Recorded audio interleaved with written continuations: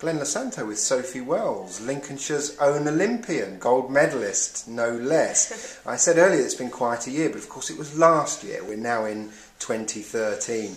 Has your life really changed a lot in the past year? Yeah, it's amazing. Obviously, we're now in 2013, so it's quite weird to say last year in 2012, because we've been aiming for 2012 for so long, but it's been an incredible year. Since it started, really, since 2012 started, and it's continued into 2013 with getting an MBE, and the momentum's really kept going, which is brilliant. And all this from a girl born in Lincoln? Yeah. And schooled in Lincoln, and also you went to Lincoln Uni? Yeah, I started my degree at Lincoln University for Sport and Exercise Science, and I'm still an ambassador for them. I'm still aiming to go back and finish my degree at some point. So that's just another thing we've got to thank Lincoln University for, changing this city, really. Yeah. I mean, do you still feel part of Lincolnshire, or has that kind of been swept by the wayside by gold medals and the bright lights? No, definitely. Lincoln's always been the city that I was brought up in, and it's been a big part of my life, going to school in Lincoln and being part of Lincoln University. So it's definitely a big part of my life, and I don't think that's ever going to go, and that's why I chose Lincoln for the goalpost box to be placed in, and I think it's a brilliant situation for it to be in, and yeah, I'm really happy with it. Perfect.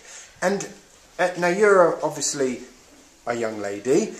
You were born in what many people call the XYZ generation. In other words, you were born into the digital world. I mean, how important is digital social media and internet to you? Is that like a really major part of your life and your work? Yeah, definitely. I mean, they said that it was a social media games for 2012, and it definitely was, because we got to relate to a lot of our fan base and to our supporters through social media, which is a massive part of our support structure now.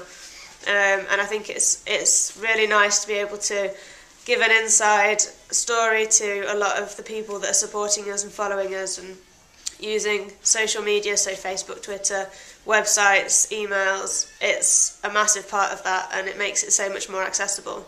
So.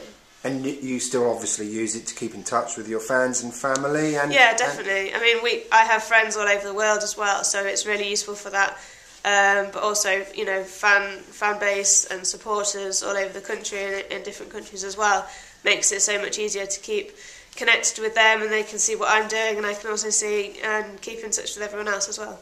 So what comes next?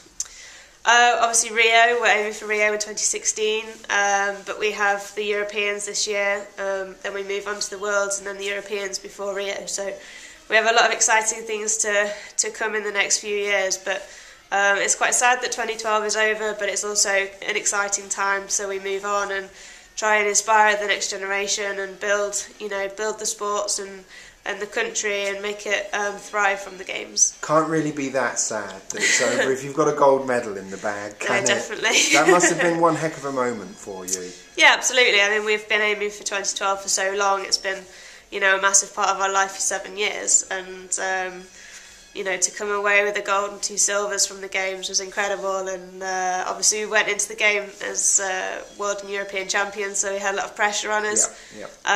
So part of me still wants to win that gold medal individual back in 2016, so I still have a lot to challenge for. I wish you the best of luck with that, Sophie. Thanks very much for your time. Thank you.